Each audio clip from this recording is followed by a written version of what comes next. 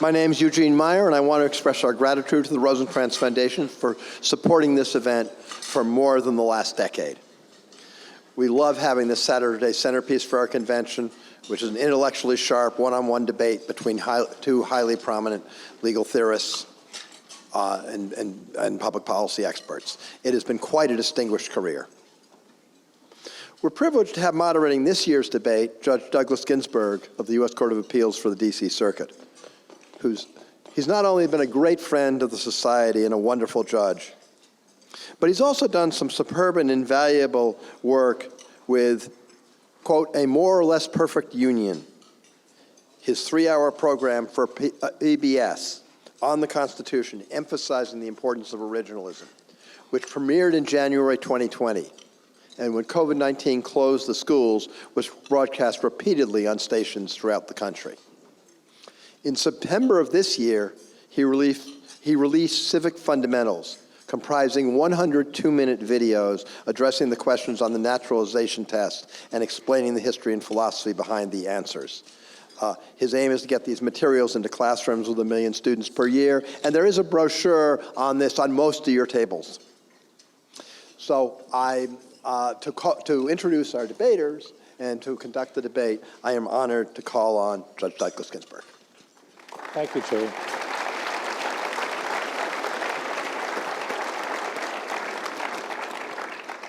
Thank you, Jane. Welcome, Federalists and friends. Pardon me. The debate this year, the resolution, is concentrated corporate power is a greater threat to individual freedom than government power. I must admit that until I saw this formulation, I had never thought about this question, and yet I think it's a terrific question, and we're going to have a very informative debate, bringing out the nuances of this. Our debaters are for the affirmative. Pardon me. For the affirmative, we have Mr. Keller here, Ashley Keller, who is a partner in Keller Lenkner, LLC. And he has a fascinating background. I think he represents clients in a wide variety of practices and types, including antitrust, my particular interest. And he's one of the leaders of Keller Lenkner's products liability practice as well. Ashley represents numerous states in antitrust litigation against Google for monopolizing products and services. Services used by advertisers and publishers in the online advertising market. What do I want to say? Yes, before launching the law firm, Ashley co-founded a litigation finance firm, fascinating aspect of his background, which grew to more than $1.3 billion in assets under management and was the world's largest private investment manager focused on legal and regulatory risk. That firm was acquired by Burford Capital in 2016. Before all of that, Ashley was a partner at Bartlett Beck in Chicago.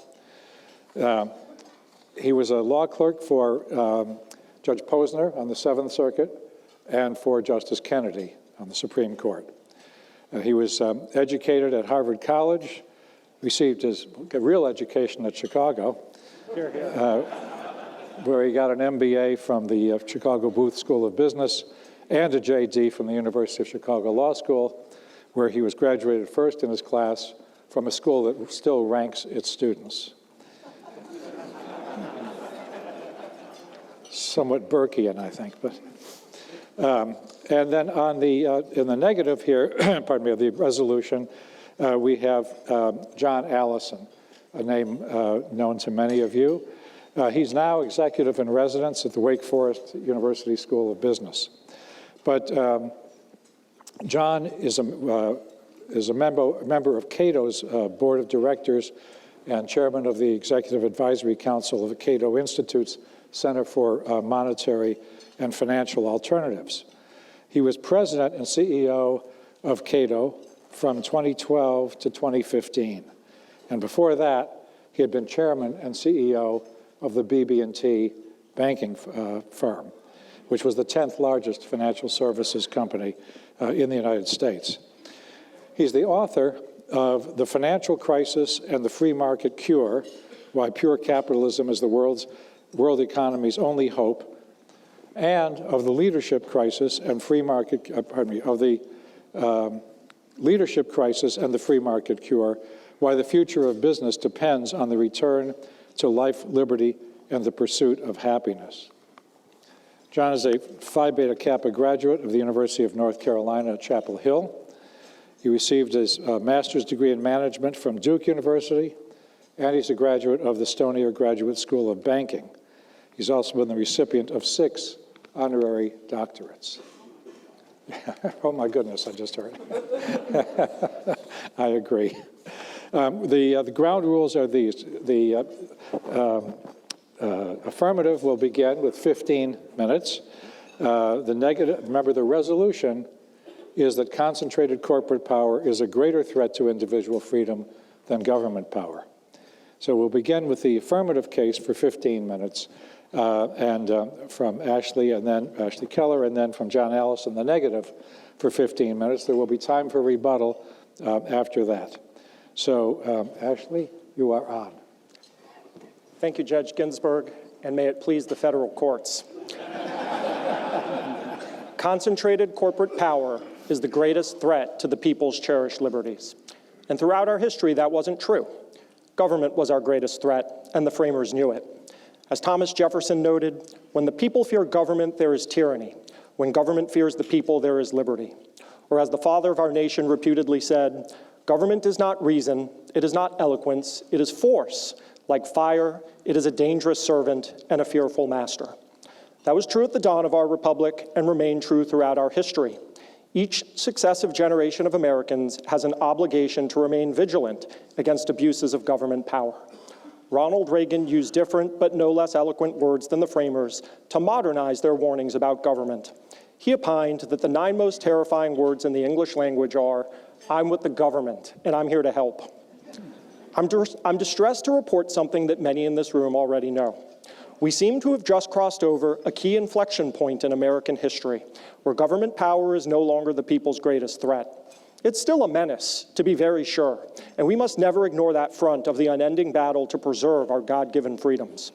But those of us who care about individual rights must now confront a rearguard action, where massive corporations are pursuing a common and mutually agreed upon agenda to destroy American freedom. In our time, the 9 most terrifying words in the English language are, "I'm Facebook, and I know what's best for you."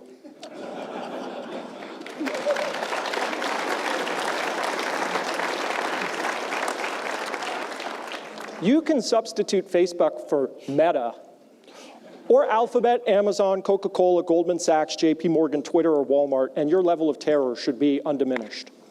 Defenders of freedom must face reality. The Chamber of Commerce is not our friend.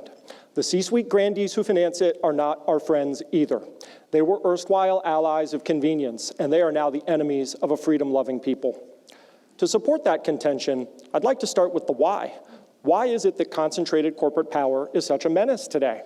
I think it's actually the intersection of several different problems. And no, this is not me embracing intersectionality. The first problem we face is the swelling ranks of so-called woke people who are completely and unabashedly opposed to individual rights. And you don't have to take my word for it. Just ask the woketariat. They will unapologetically tell you that America's founding was an immoral act designed to solidify white supremacy, that the Bill of Rights is racist, the right to freely express controversial ideas is a form of microaggression, the right to practice traditional Judeo-Christian values is a pretext for marginalizing powerless communities. If you choose not to speak in favor of a cause you don't support, well, guess what? Silence is violence. Choose instead to condemn looting, arson, and lawless mayhem. Guess what? Destruction of private property isn't violence. It's just a peaceful protest intensifying to repair past injustice. These views are incompatible with American conceptions of individual freedom. And it doesn't take a Rhodes Scholar to observe that these views are not evenly distributed throughout our population.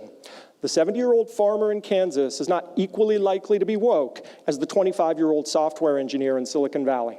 Oh no, the woketariat is composed almost exclusively of young, highly progressive people, which means in turn that the exercise of individual freedom that they seek to suppress is the freedom of moderates and conservatives. Those are the people, if the woke have their druthers, who can't speak freely, can't freely exercise their religion, enjoy their property rights, or avoid race-based discrimination. Now, because I do support individual freedom, normally I would not offer up these toxic viewpoints as an excuse to enlist the heavy hand of the state. The cure for puerile, mendacious speech is mature and enlightened speech.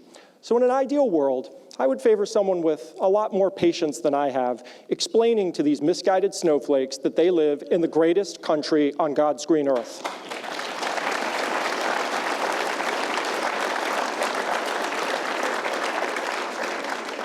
The only reason they're allowed to spread manifest calumnies about America is because they are enjoying the freedoms that only America provides. If they want to really understand a society without individual freedom, I suggest they go to Xinjiang and spend some time in the public square protesting the Chinese Communist Party's brutal oppression of the Uyghur Muslims. In fact, I'll splurge for the airline ticket. The Chinese Communist Party will splurge for the re-education camp. There's no need for Uncle Sam to do anything. But alas, the highly illiberal woke ideology is not our only problem. The second problem we face is that, seemingly overnight, corporations have almost uniformly abandoned Milton Friedman's shareholder primacy model of the firm. What does that mean? Milton Friedman had this crazy idea. The purpose of a company is to make money, not to take shareholder resources to support social agendas or the private interests of officers and directors. Now, this, of course, doesn't mean that CEOs can't support political causes. Of course they can. Of course they should. But they should do it with their own money, not the official infrastructure brand and massive treasuries of the companies they run. Think of it as a Hatch Act for corporate officers. For my entire life, at least, corporations more or less adhered to Friedman's model. There were, admittedly, a few questionable incursions into public policy and social issues, but even then, at least the companies had the decency to lie to me about it, pretending that they were doing this to maximize profits. Companies aren't pretending anymore. Thanks to the emergence of so-called stakeholder primacy, corporate officers and directors now brazenly admit that they are making decisions that don't maximize profits. So how do they make decisions? Well, it's with every conservative's dream come true, a Justice Breyer-style multi-factor balancing test. Sure, shareholder profit, that's important, we'll consider that, but so is the company's commitment to the environment, and the employees, and our communities, and to the world writ large. And when you weigh all of those things together, voila, corporate agents can do whatever the hell they want. And what do they want? Why, to virtue signal to the woke, of course. That's why CEOs routinely alienate more than half of their customers by spewing lies about voter ID laws that 80% of Americans support. It's why your inbox is flooded with daily emails from companies you patronize, explaining how they plan to discriminate on the basis of race in order to fight racism. Hey, Gillette, here's a news flash. I buy your razor blades because they do the least bad job of getting the stubble off my face. I don't give a damn what your CEO thinks about political science, so stop with the spam, for the love of God.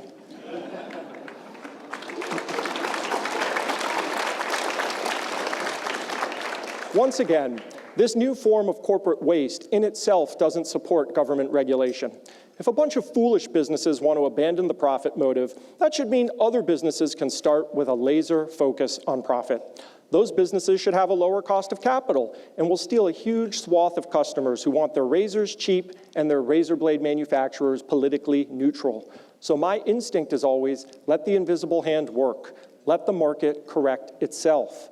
But we can't, because of the third reality we face, which coupled with the first two factors creates a problem that cries out for a solution. Corporations today have a durable concentration of market power. Tech giants like Facebook, Amazon, and Twitter have natural monopolies that can't be easily displaced. Other companies wield monopolistic market power not by themselves, but by using third-party organizations to facilitate horizontal agreements that in aggregate prevent normal market correcting mechanisms. When we apply this trio of factors to individual freedoms, the results are terrifying and implicate the same concerns that justify protecting individual freedoms from government power. Let's take as an example the freedom of speech. What's the common rationale for preventing the government from controlling the content of speech, or worse still, suppressing one side's viewpoint? It's that we can't trust government bureaucrats, however well-intentioned, to separate true ideas from false ones. And so a vigorous marketplace of ideas is the lifeblood of Republican society. No matter how controversial or uncomfortable an idea might make someone, individuals have a right to air all views, and we trust a free and informed people to decide for themselves what is true and what is false, and then to support in the voting booth leaders who share that perspective. That rationale stands undiminished if you replace a government censor with a private, all-powerful one. Facebook, Twitter, and Amazon, with some $3 trillion in market capitalization between them, each have durable monopolies in the dissemination of various forms of content. Because each company no longer adheres to Milton Friedman's view of the firm, each has and continues to throttle, alter, or outright suppress content, even if that means fewer advertising views and thus lower profits. And because these tech giants obviously cater to or are run by young woke liberals, the profit-destroying speech that they suppress is almost universally moderate or conservative viewpoints. I don't trust the government to choose which viewpoints are true or false, but I sure as hell don't trust Mark Zuckerberg, Jack Dorsey, or Jeff Bezos to do so either. As another illustration, let's consider a person's right not to be treated differently on the basis of race. Why is this right vis-a-vis government written into both the Constitution and the statutes at large? It's because it's deeply immoral for the government to wield its awesome power to punish or reward people on the basis of an immutable characteristic. Yet examples abound of corporations acting in concert to flagrantly violate this right. Here's an example that may strike a little close to home. A legion of Fortune 500 companies are using third-party organizations like Diversity Lab to agree with each other that they will only purchase legal services from law firms that staff their matters with 33% minority lawyers. Do you remember the good old days when liberals promised that diversity was just a plus factor and quotas and racial floors would never be countenanced? Well, AT&T, Coca-Cola, Facebook, General Electric, Hewlett-Packard, Microsoft, Pepsi, 3M, Walmart, and scores of other companies with trillions upon trillions of dollars of market capitalization have all agreed with each other to change that paradigm. Lawyers can't avoid discrimination on the basis of immutable characteristics when more than half of the clients who purchase legal services collude to implement these deeply immoral quotas.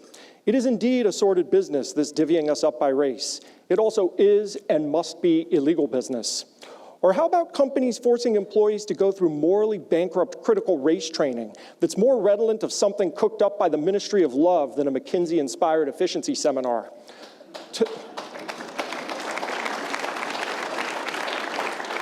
To the CEOs out there who are pretending not to know any better, George Orwell meant 1984 as a dystopian cautionary tale, not your instruction manual.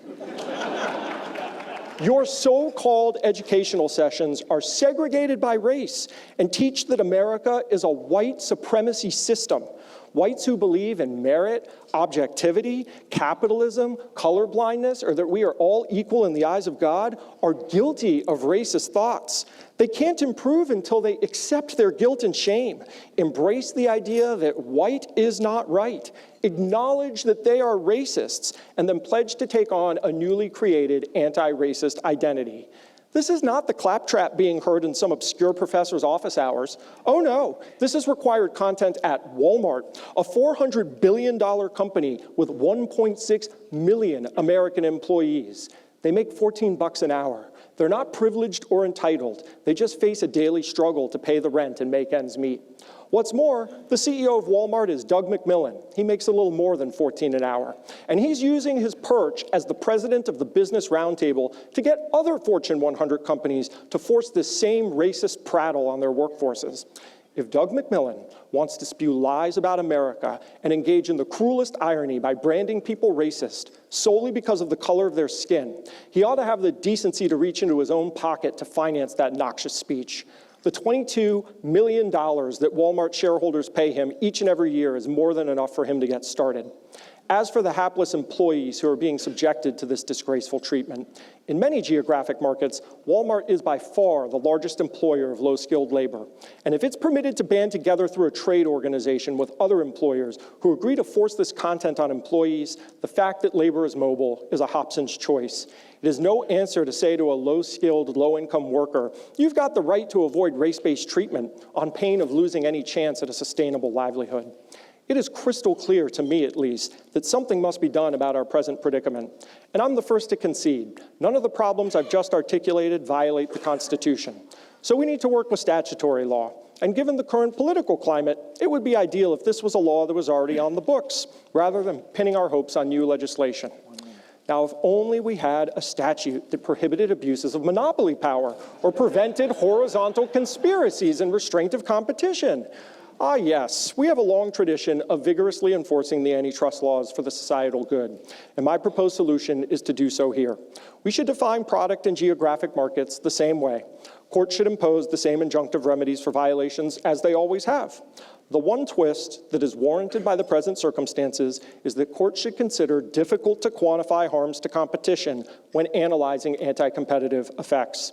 If huge corporations aren't going to focus solely on the bottom line in violation of the Milton-Friedman principle, courts shouldn't do so either. Conspiracies to aggregate market power to deprive people of their cherished liberties impose incalculable damage on the foundation of American society. They should be unlawful per se. 30 seconds. And huge monopolies that attempt not just to make monopoly profits, but to remake American society in the way that a half dozen billionaires might prefer does similar irreparable harm to the American way of life. Article 3 judges, I implore you to do your jobs and put a stop to this madness before it is too late.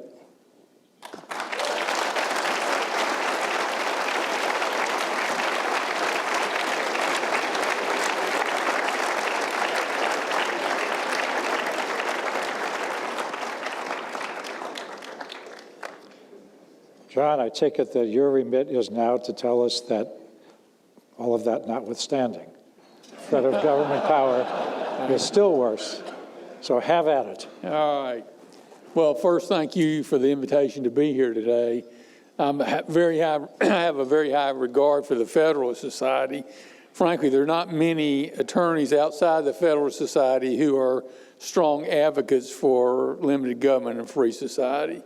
I've had the genuine pleasure over the years of working with Gene Myers, and I'll tell you, he's been a great person to work with and very productive. I am a banker instead of an attorney, so I may have a slightly different perspective, worldview, although I've been fortunate to work with a lot of world-class attorneys over the years. During my 40-year tenure at BB&T, including 20 years as CEO and 3 years as CEO of Cato, I've had the interesting experience of working with many government regulators and politicians at all levels. It's been an education, I'll tell you that.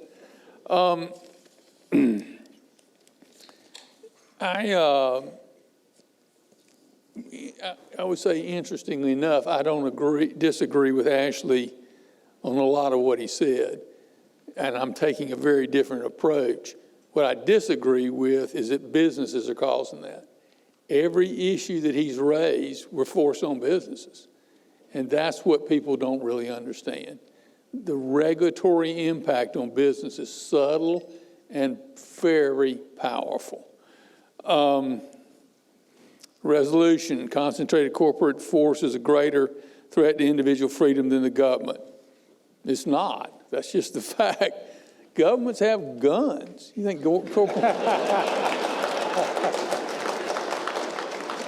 you think corporations just go around and do what they want to do? No, it don't work that way. Sorry. Walmart can offer you great prices, special deals, etc., but they can't make you buy their products. The government can make you. They can take your property, and by the way, they do that a lot more than people realize. You see that in the banking business. They can put you in jail. They can kill you. In fact, governments throughout history have killed hundreds of millions of people. Government is about power, and it is potentially extremely dangerous. When I was working at Cato, we had many horror stories about government. Is cronyism an issue? And I really actually thought this was what we were talking about. It absolutely is. It's a significant problem in good times. Congressmen, senators are often for sale, for rationalization. I think if congressmen were always for sale, almost everything Ashley talked about wouldn't exist. They're not always for sale. The irony is that cronyism goes away very quickly in the bad times. It only takes a little change in administration, like Obama versus Trump versus Biden, and all the rules change, which makes it very difficult to operate. Let me talk about a few examples, some things that I've been personally involved in. Citigroup, which is or was the largest financial institution in the world, has been the classic crony capitalist over the years. In my career, they failed 3 times and been bailed out by the government. Interestingly enough, however, the last time they failed, they didn't get bailed out. Most people think they got bailed out, but it didn't work that way. The head of the Federal Reserve at that time was Bernanke. Now, Bernanke was an interesting guy. He was paranoid is the only word I would have. In fact, he wrote a book, and in that book he described his tremendous fear that the financial crisis was going to get much worse and was going to destroy the economies of the whole world. I, in fact, personally thought that was bizarre. I was running a bank and we were doing fine. Most of the normal economy in the U.S. was doing fine. The fact that Citigroup was in trouble. Now, I'll have to admit, if I'd been Bernanke, I'd have taken over Citigroup, like you do lots of failing banks, broke it up and sold it. And the world would be a better place to live today, frankly. The banking industry would be more diversified. There'd be more competition. It'd be a good thing. But I don't think Bernanke took over Citigroup because of cronyism. He took it over because he was afraid that their problems would turn into a global economic collapse. In fact, when the Fed took over Citigroup, and it took over a number of other large financial institutions, they chose who the CEOs were going to be. They put a number of representatives on the board, and they put in a group of people to supervise the board, and they had control of those large financial institutions. The results were horrendous, by the way. They were, the growth, this was happened under Obama's administration. Economic growth during Obama's administration was one of the slowest periods in U.S. history. And one reason was the banking industry wasn't functioning very well. And Citigroup stock returns during that 8-year period were way below the market, way below the market. And it finally ended when Trump took over. I'm not a big fan of Trump, but anyway, at least he got rid of that. It's not that Citigroup was saved by cronyism.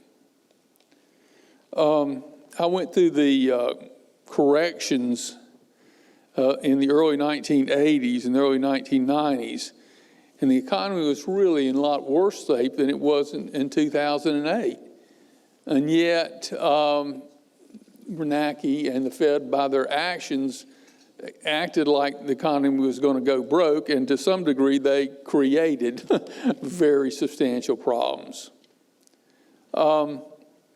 Another example is, I'll give a personal example in the banking business. A bank in Alabama called Colonial Financial had been a pretty good sized bank, had been very successful on paper for a long period of time. They were classic cronyism. They had connections with the local governments, the state government, and the federal government. And then suddenly, the FDIC, which had been giving them excellent marks, as strong as you could be for years, realized that the bank was a mess. And this happened when they ended up changing examiners at the bank. And they eventually took it over and sold it. We happened to buy the bank with guarantees from the FDIC.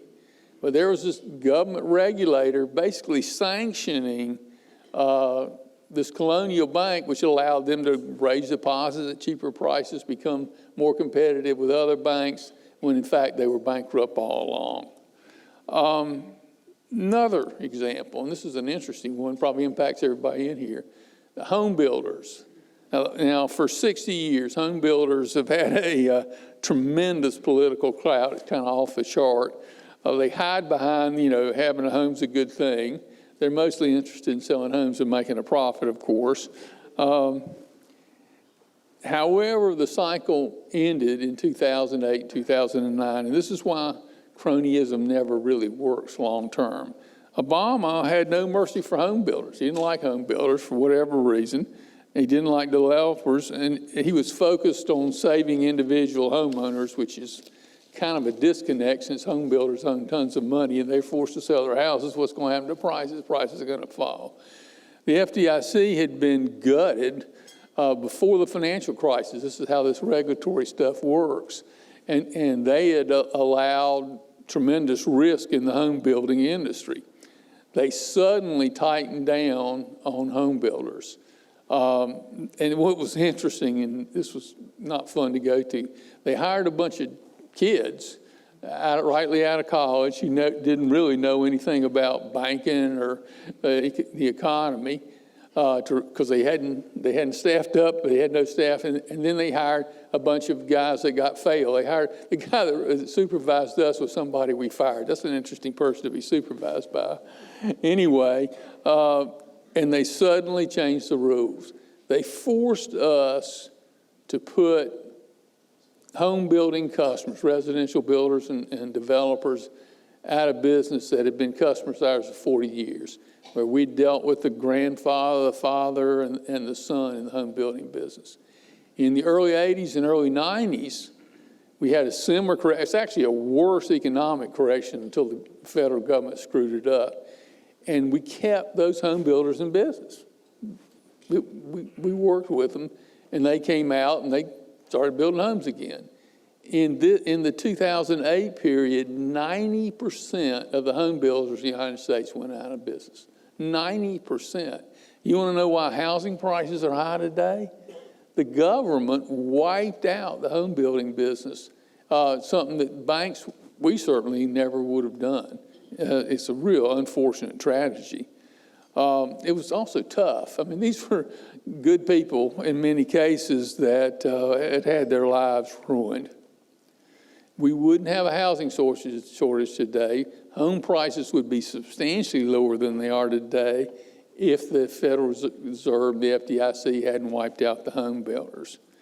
Again, a case of cronyism that worked in the good times and turned into a disaster in the bad times. But the point of that is the government made the rules. They can be nice and they can be nasty. They can change because of different economic environments. They can change because of different administrations, different political environments, and they do. And if you actually operate a business like a bank, there's no effort to kind of smooth things. It's fundamentally, at the end of the day, it's driven by the political beliefs of the president and his party. I could go on with examples for a long time, but we don't have time to do that. In general, in my experience, many more corporations have been crushed by the government than have been helped by the government over a longer period of time. I mean, many, many more. By the way, the most elegant and interesting example is not a corporation of cronyism, is the teachers' unions. And that is at the local level, the state level, the federal level. They're something. They are something. Unfortunately, I don't have time to tell you about the teachers' unions. If somebody wants to ask the question, I'd love to talk about it because I actually have a cure for what we need to do. But it really has hurt the quality of education in the United States. It's tragic. The teachers' unions, in my view, are the worst enemy of students we have in this country, by far. Here's an interesting fact. Of the 50 largest businesses in the U.S. in 1928, only 30% were still in business in 2018. So, 70% were gone. And of the 30% that was left, every one of them was really a different business. They'd survived by changing their business. Now, if you look at the history, all those businesses that gone, at one time or another, were cronyist of one kind or the other. But cronyism is suicide, in my personal opinion. When we ran BB&T, we did everything we possibly could to avoid the government. We didn't want any favors for the government. We just tried to keep them out of our business. And I think companies that were forced, if you take a Google and a Facebook, and we can talk about this, those companies started out trying not to get involved with the government. But the government got involved with them. They came up with excuses because they like power, they like control. And the things that, if you think how radically Facebook and Google's strategy have changed, it's not because Facebook and Google wanted to change it. It's because if they didn't change it, the government was going to close them down. Capitalism by corporations is a concern and can be disastrous in good times. Based on my many years of experience working with corporate borrowers and running Cato, I'll tell you with absolute certainty, in the long term, government always prevails. And again, they have guns.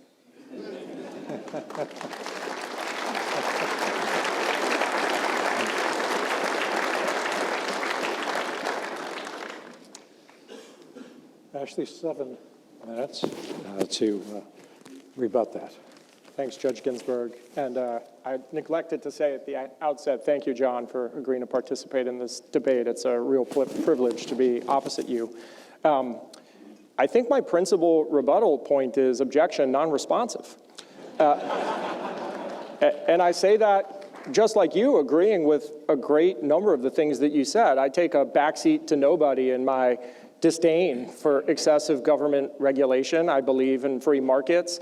I believe that the government will always do a poor job, even if it's well-intentioned, at trying to allocate scarce goods and resources. And so all of these regulations that you see coming from the state and federal levels are often harming consumer welfare. I'm a proud graduate of the Chicago School. I respect all of those principles. I can draw the supply and demand curve and show you the consumer surplus section of it and show you why taxes and regulation adversely impact it. So that's all stipulated too, that silly government regulations that harm bottom lines and make it harder for people to get the goods and services they want are a bad idea, and we should be against them.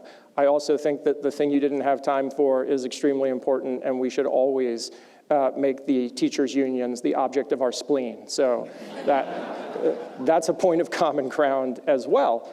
But name a single solitary government regulation that is causing the corporate malfeasance that I articulated in my opening remarks.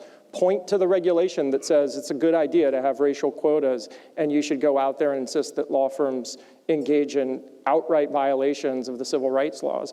Show me the government regulation that says that Twitter or Facebook should throttle content and that Amazon should disallow Parler from using Amazon Web Services because it was the most downloaded app. You will not find anything in the CFR and the statutes at large, in anything, that is making corporations engage in this outrageous behavior, because it's not a problem of government regulation. It's not that we grew government too big and too fast, which we have, which is why I've always said government remains a menace. We still have to watch that front of the war.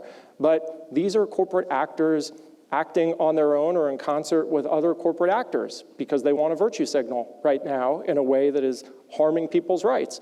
In a different period of time, we could absolutely swing back to the situation where I'm with the government and I'm here to help are the 9 most terrifying words in the English language, but that's not the moment in history that we're in, and we have to take stock of the actual things that we're seeing in the world.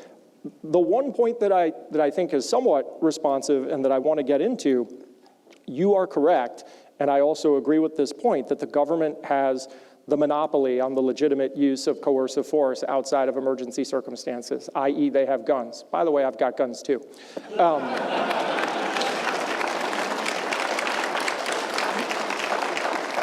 You don't have as many as the government. That's right, they do have more than me, although you don't know how many I have. I'm a collector. But that is a point worth rebutting, because I agree that the government having all of these guns and the ability to use coercive force to throw people in jail, to even execute them for certain capital crimes, is an awesome power. And so we have to take it very seriously, and we cannot pretend that government is not a threat to our rights. But I think, at least at this moment in time, we have trained the government not to use their guns in flagrant violation of our rights. We should be careful about that. We shouldn't slip up. We shouldn't lose our vigilance.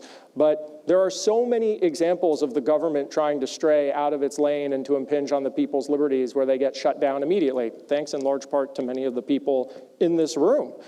Some recent examples.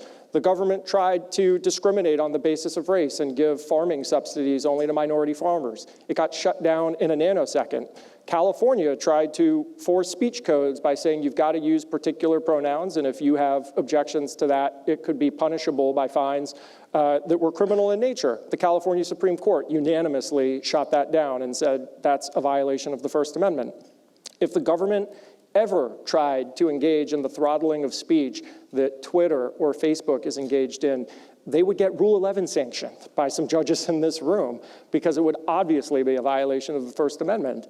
And so, yes, we have to worry about creep. Yes, we have to worry that the government, it's like a velociraptor. They're constantly testing the cage to see if it's electrified, and if you let them get away with things, they're going to take advantage. But at least right now, they're pretty well trained to realize that you can't flagrantly violate the Constitution. Of course, there are disagreements about constitutional principles and the scope of rights, and everyone in this room is right and the other side is wrong. But there's generally broad consensus about what the government can and cannot do, and corporations are running amok and crossing all of those lines. And I don't think you could point to any regulation that's causing the corporations to do it. They're doing it of their own accord.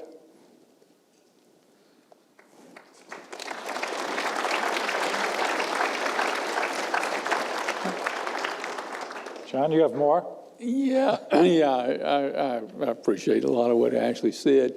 I do think it's naive. It's naive because he's never actually been in business and seen how the regulators operate. It's nice to believe that we have rule of law. We kind of have rule of law. What we really have is rule of regulators. And that is a lot of our problem. And the regulators make up the law, and it changes often.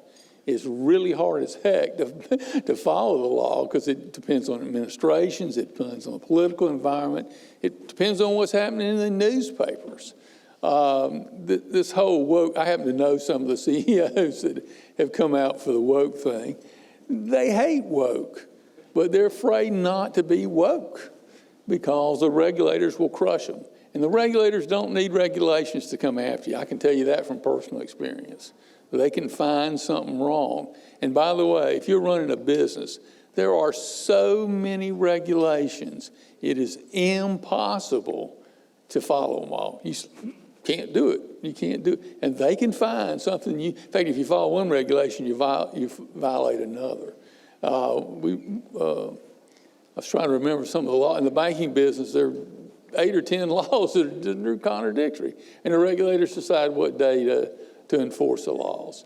So, it's nice to say, well, the law hadn't changed, the regulations hadn't changed, but they have changed. They changed because the regulators changed. Every time you get administrations, or when you get a lot of press. But I guarantee you the regulators are tightening down. In fact, I know from personal experience. This whole thing about critical race theory, boy, that is super forced on businesses. That is, if you're trying to manage a business, that is a really difficult thing to deal with. I've heard a number of CEOs complain about it. And they have to have these training sessions, which they hate because it makes half their employees mad and the other half don't like them because they're having the session. It's not something that they do voluntarily.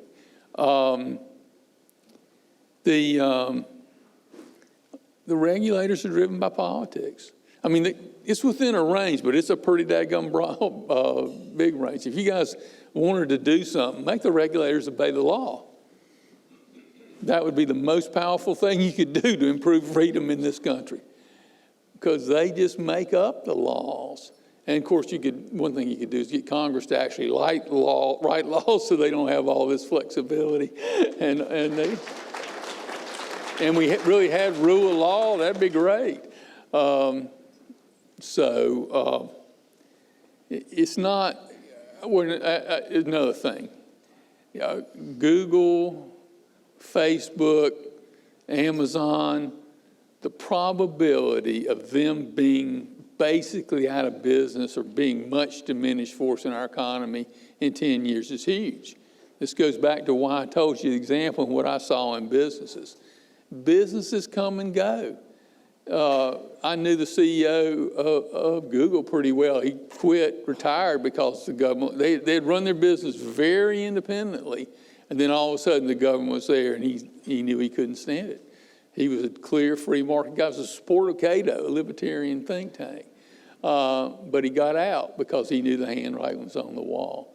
So, and the very fact that the government's tightening up on these firms will drive them out of business, because they'll become competitors that will come along and fill the niches that they're leaving. And, there's a lot of conservatives in this country. They may be a minority, but they aren't going to do business with these guys that are saying, oh, you can't go on Facebook. Well, fine. Then we'll have to create our own organization. It happens. It happens all the time in business. It'll happen again. So, yeah, government's making more smoke. We're in good times, right? The economy's booming. Things are going well. This is the time that, give money to the government, pay lip service to the big stuff, but kind of keep watching for when things get tougher, and they'll go after a number of these firms, including firms that are trying to do what they think the government wants to do. And of course, you might get a change in administration because Mr. Biden doesn't seem to be doing too well. And then whoever comes in will probably go after the woke companies. So it's a very interesting life. I wish it was simple that we actually had rule of law. It would be a huge, wonderful thing, but we don't. And if you run a business, you know it every day. It's not much fun in that regard. Thank you, John. So actually, I think one of the thrusts of John's remarks is that looking at pages in the Code of Federal Regulation or statutes and not finding anything that requires this or that is looking under the lamppost rather than where you left your keys. From my personal experience counseling businesses, regulated businesses, financial institutions, and telecoms, one of the most frequently heard complaints was regulation by raised eyebrow. You're not going to find any raised eyebrow regs anywhere, but that's the way we were regulated. And I can't attest personally to which eyebrow gets raised when an administration changes, although there's some evidence of that in the press. So what do you say to that? Yeah, I appreciate the question. Just so you know, John, I have been in business and I have been regulated by the Securities and Exchange Commission. So like you, I am afraid of regulators and don't like when they're in my office looking through every box and file. So I'm aware of the phenomena that you're referring to. I'd like to think, though, that I'm not naive, I'm just idealistic. If you've got these friends who are CEOs who secretly hate the woke stuff, tell them to grow a spine and stop discriminating on the basis of race. I mean, have we gone from I'll pledge my life and fortune and sacred honor for these principles to I'm afraid of the regulator, I can't stand up for what's right? Give me a break. It's ridiculous. And they're violating the law in doing it. So, rule of law, there are interstices. We can't always tell what the law is, but it's black letter law that you can't do what these corporations are doing. These CEOs should be ashamed of themselves. And being afraid is not good enough. Well, I agree with that. And, you know, I personally, we fought them left and right. We never gave in. But I also understand.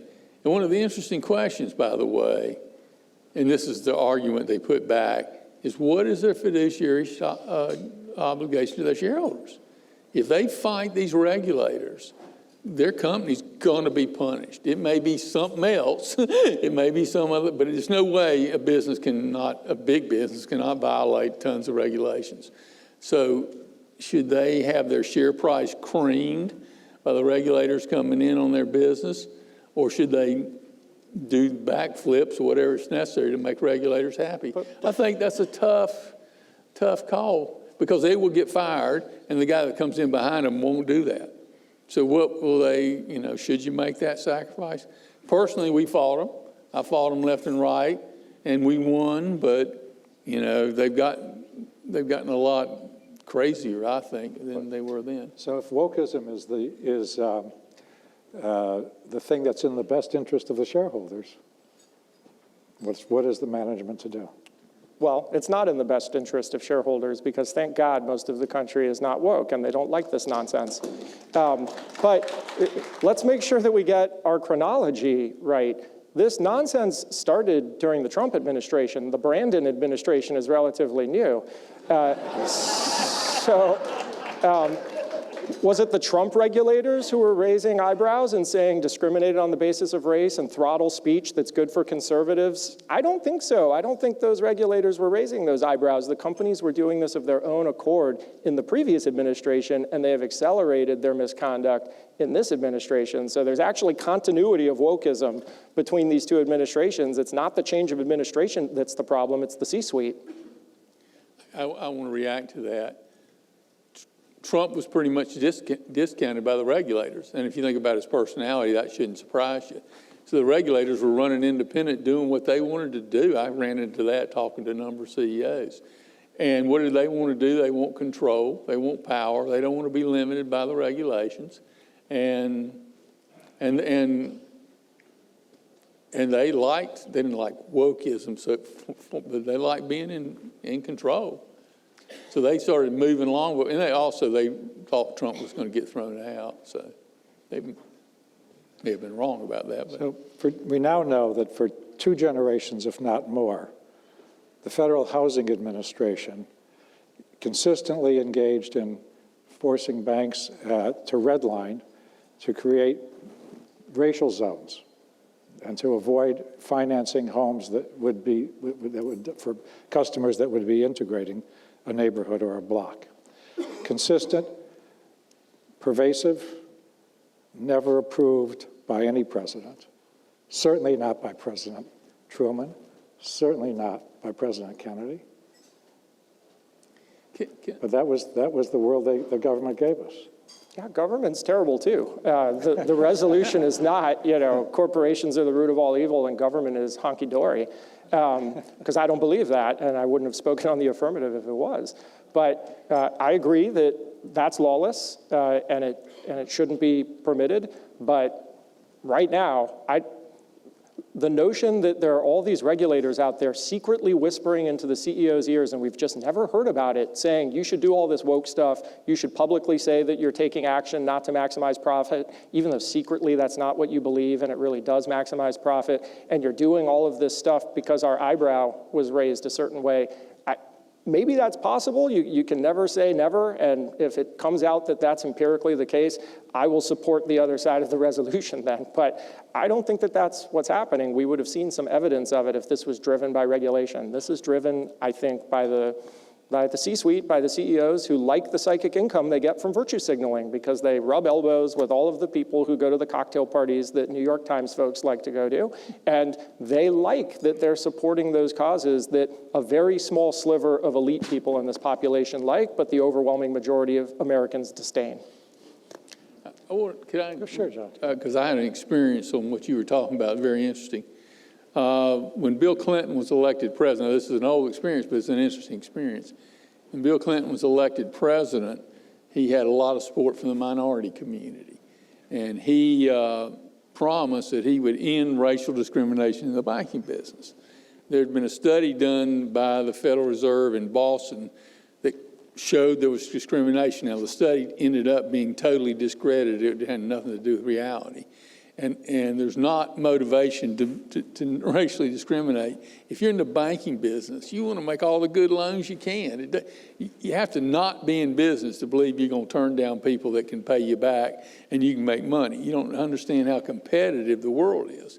But anyway, Clinton made this promise to his minority constituents, and so he sent the FDIC, literally sent the FDIC around to find banks discriminating against minorities. He basically told it. And they went around the country and they found banks, quote, guilty of discrimination. And the deal was, if you'd plead guilty, they'd come up with a fine. It was a high fine, but it certainly wasn't a killer fine, and they'd leave you alone. So a ton of banks did that. Well, they came to BB&T and accused us of discrimination. Well, a lot of our customer base is minorities. At that time, we were operating in eastern North Carolina, which was agriculture minority area. And I was CEO, and we said, wait a minute, the way they tried to do discrimination is they would come up with these cases they had where we'd turn down a loan and we had made a similar loan. Well, we said, well, let's look at your evidence and we looked at the evidence, and it was crazy. The loans we turned down, we'd have been doing a borrower terrible disservice. They couldn't pay it back, and we ended up owning their home. And the ones we made, we should have made. So we weren't guilty, and we said, we're not guilty. We hadn't done anything wrong. Well, they said, that's fine. Well, we're only going to do a few things. You can't open any new branches. You can't do any mergers and acquisitions. And we're going to audit you over the next 6 months, literally with a team of 50 people on top of their normal audit team, all auditing the bank. So we ended up hiring a firm because we weren't experts in dealing with regulators on issues like this. And we started producing lots of evidence that we weren't racially discriminating, and they just basically threw it away. I mean, what they were going to do is keep the pressure on us so long that we had to say uncle because we needed to open branches, we needed to do mergers and acquisitions, or we will get bought. And that was their whole strategy. Fortunately for us, I don't know if you guys remember this, probably not old enough, 2 years in, Clinton got his Democratic supporters got wiped out, and Congress suddenly was Republican. The next day, this goes to rule of law and regulators. The next day, the regulators called and said, hey, we really didn't mean it. We're gone with no problem. You can start opening branches. That's a true story. That's a true story. That's what rule of law looks like when you're really trying to run an organization. Well, on that sad note, I think we should take some questions from the audience. So we're not going to vote on, which is worse, Sodom or Gomorrah. But we would like to get some input from the audience. Paul, is that? Oh, I'm sorry, over there. Isaiah McKinney, I'm a Three-Yellow Wake Forest. Could you please speak to or argue against the ways in which government has picked winners and losers by regulating selectively and crafting regulations favorable to these big world corporations, but also unfavorably towards smaller potential competitors? I didn't hear the question exactly. I was not sure. Yeah, we need you to repeat the question. A little louder. Could you speak to the ways in which the government regulations have picked winners and losers by crafting regulations that are favorable towards these big woke corporations, but are unfavorable towards smaller competitors that could potentially threaten their quote-unquote monopoly? How has government regulation been selective rather than equally applied, and how has that caused part of this problem? Or if that hasn't, how has it not caused this? How is that not part of the problem? It's a huge problem. The way they do it is by making them regulate. It's not like they want to drive out small businesses, although sometimes they do want to drive out small business because it's hard. They wanted to reduce the number of community banks in the United States. It's a conscious strategy because they're hard to regulate that many banks. It was intentional.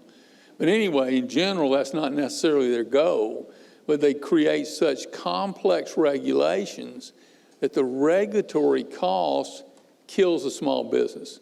And I can tell you that from, when I was at BB&T, fortunately, when we started, our regulatory cost was manageable, but as we got bigger, our regulatory costs exploded. And the community banks, the smaller banks, were facing that same kind of thing. And I saw that over and over with businesses. And in a small business, since they can put you, they can close you down, they technically in many cases can put you in jail.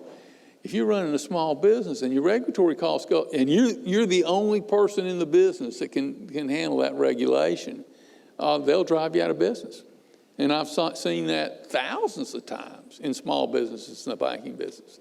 And it wasn't necessarily that was a regulator's goal. It was just the effect of highly complex regulations. I mean, you should read some of these regulations. I'm sure you have, but think about them from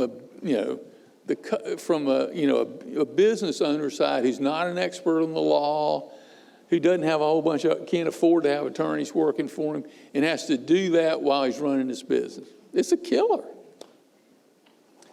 And that helps the Googles, by the way. Comment on that? Very briefly, I agree that I don't think government regulation is targeting pro-woke versus anti-woke corporations. I think government regulation, as John just said, tends to favor, whether intentionally or unintentionally, big corporations with a lot of resources.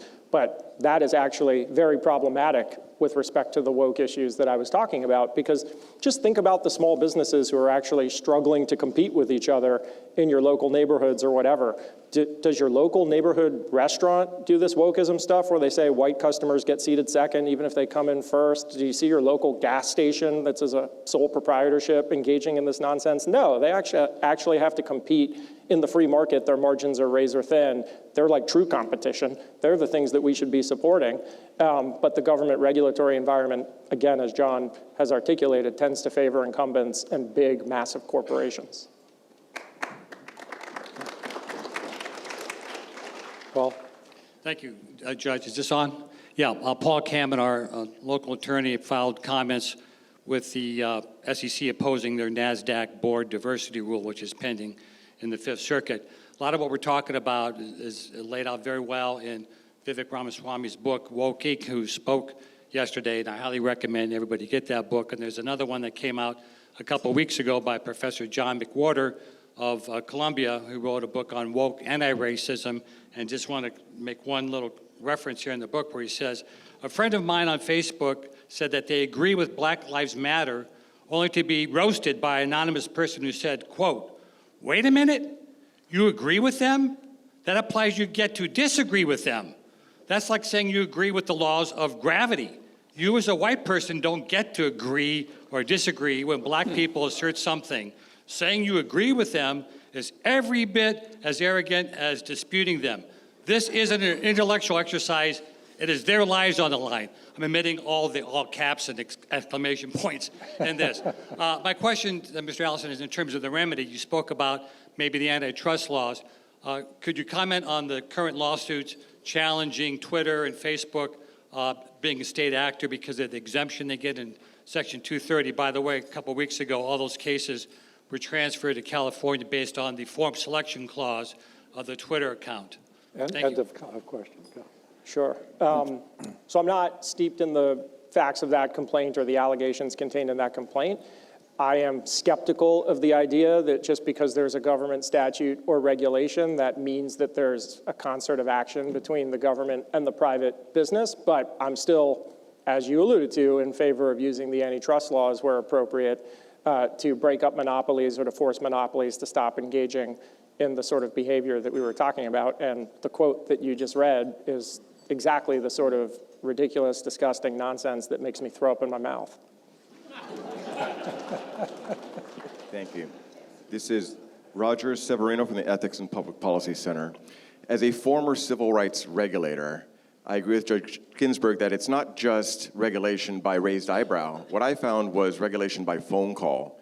We would get complaints on all sorts of civil rights statutes. I was at HHS, and our staff, great career folks, would just pick up the phone and say, hey, fix this, whether or not the law is actually on their side. And I want to say that you're both right, right? It is woke CEOs, it is also regulators.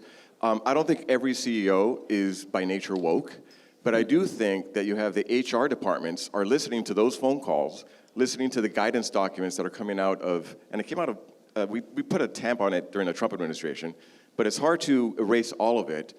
And those HR departments are then putting the CEOs that want to do the right thing in this bind, and you have very small c conservative general counsels in these corporations saying, hey, we don't want to bring the ire of the regulator. So it's almost a symbiotic thing where the ones that want to do it use the regulators as an excuse, and those that don't, they feel pressured on the inside. What are your thoughts on that dynamic? I think that's true. I think they're true. I think a lot of times maybe the CEO really is opposed to it, but his legal staff says, hey, we're going to get sued. His HR people say, oh, we're going to have terrible internal problems. And a lot of them really do stuff they don't really agree with because they're afraid of the internal implications. I do want to tell you one story about regulators, though, that I think you'll find interesting. It's an interesting story. When the financial crisis happened, I was adamantly opposed to government bailouts. I didn't think they were necessary. I thought it would just, some of the banks like Citigroup ought to fail and the world would be a better place to live. I really did. And I'd been through worse crises by far in 1980 and 1990. But anyway, and then of course Congress approved the TARP program. I was opposed to the TARP program before it got approved. I went to Congress and almost never do this and tried to get people to vote against it. It failed the first vote, passed the second vote. The day after TARP failed, now this is an act that I had tried to work against. I got a call from our regulator, and he was almost embarrassed, and that's tough for regulators. But he said, John, we know that you have far more capital than's required under current regulations, and you haven't had a single quarterly loss during the financial crisis. However, we've got a team together that's coming and audit your bank tomorrow, and we're confident they're going to find some serious problems that you don't know about. Okay? We got the message. So I said, oh, I said, how do we avoid that? He said, well, you just have to agree to participate in TARP, this bailout, because Bernanke, who was head of the Federal Reserve, wanted to force the healthy banks to participate to make it harder for people to know who the bad banks were. So he forced the healthy banks to participate. And interesting enough, it cost us a fortune. We didn't need the money. We had money coming out of our kazoo, and it cost us $100 million unnecessarily. And then as soon as we heard about an opportunity to get out, we tried to get out, and it took us months to get out because they were making a ton of money on the healthy banks, and they were using that to cover their losses on the unhealthy banks. Unbelievable, unbelievable. But that's how, in that case, it wasn't exactly the regulator, but it was, if you go all the way to Bernanke. That was something Bernanke caused to happen. Recover from that and take another question. I'm Mike Doherty with LabMD. I'd like to have your commentary about the game of dodging the judiciary and the regulatory state. My experience has been big corporations. You know, I had a commissioner at the FTC recuse herself. Now she's buried in Microsoft when she was saving the world before in Vermont. And then all the rules of the administrative state, if you're a small business like I was, without the pro bono defense I had gotten for a decade, I would have never gotten to an Article III judge. I mean, and I felt that was intentional hands around my ankles, like, don't you dare get to the judiciary. Do you think the judiciary understands for every person they see, there's 20 other companies that couldn't even get through it? And do you think the judiciary understands how rare and how intentionally avoided they are? Well, I can't speak for much of the judiciary, just myself, but I am aware that not only is it difficult to get to us, you have to really persist. You have to win before the administrative law judge, get reversed by the FTC, go to the circuit, and that's a losing money proposition. You have to do it on principle, and a few companies do it, very few, because obviously. I've had a lawyer friend say to me, because of Chevron, I cannot in good faith advise a client to take an appeal. That's pretty scary, I think. So, yes.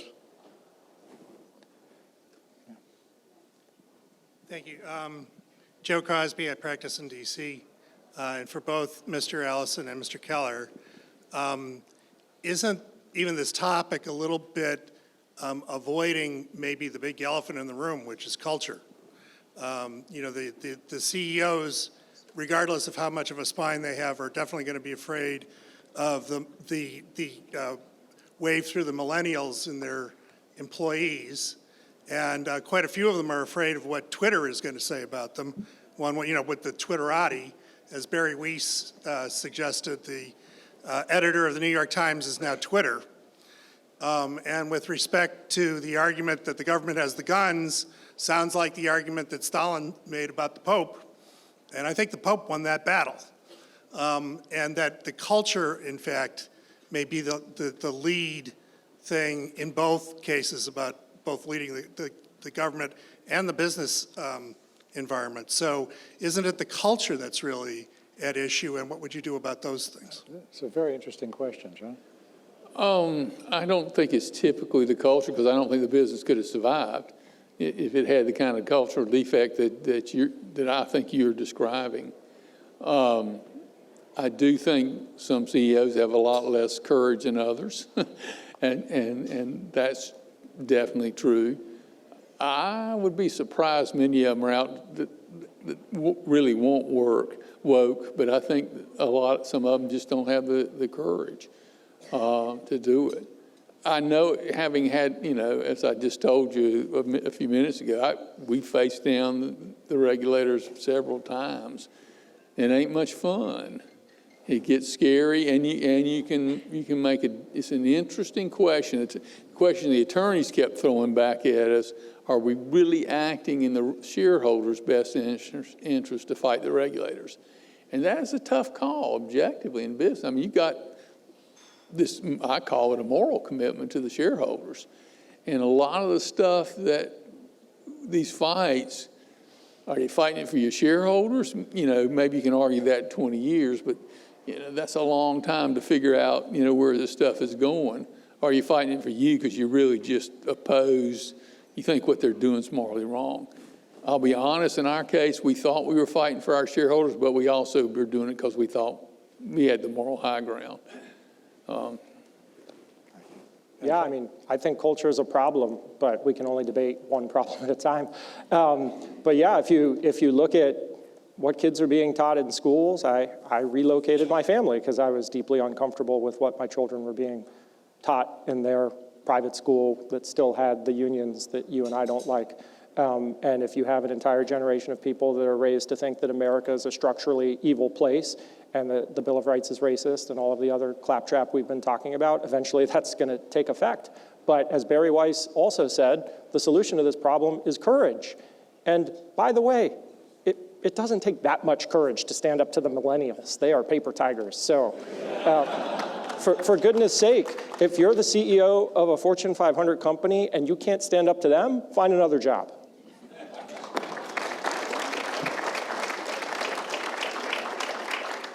We have 5 minutes left. Please make your questions very brief and no comments, just questions. Good afternoon. Benjamin Pugh from Huntington Beach, California.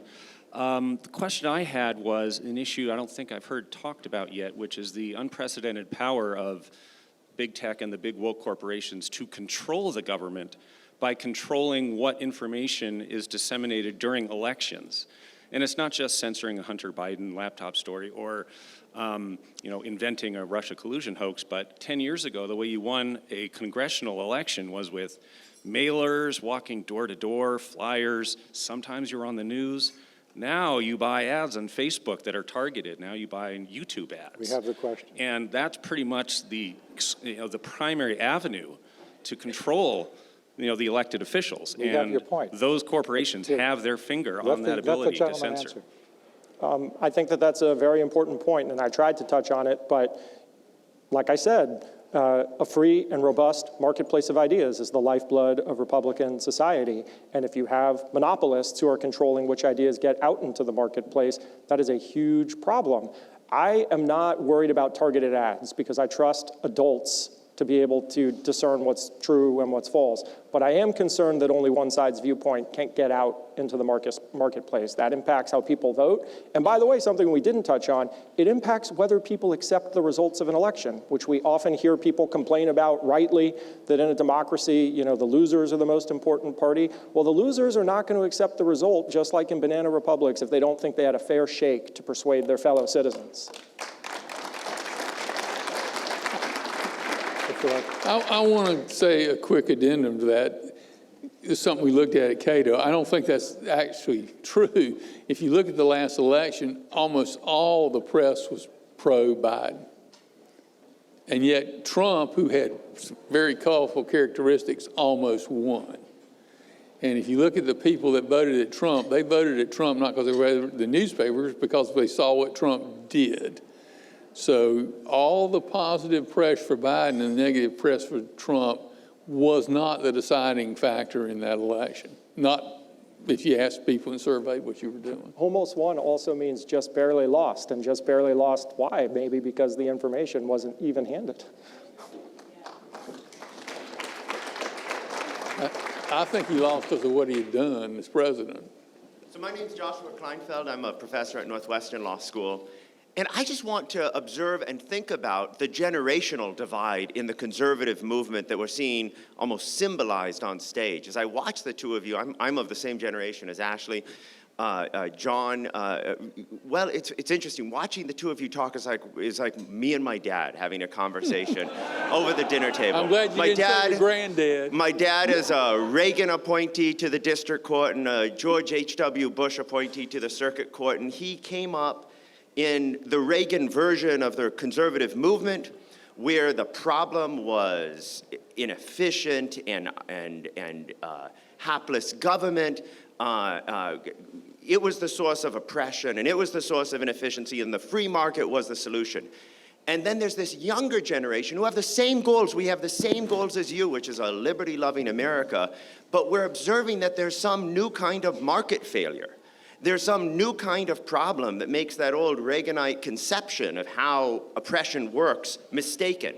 So I know my time is limited. I want to try, I'm not just an observer of this generational divide, I am on one side of it decisively. Ashley is right in his contentions here.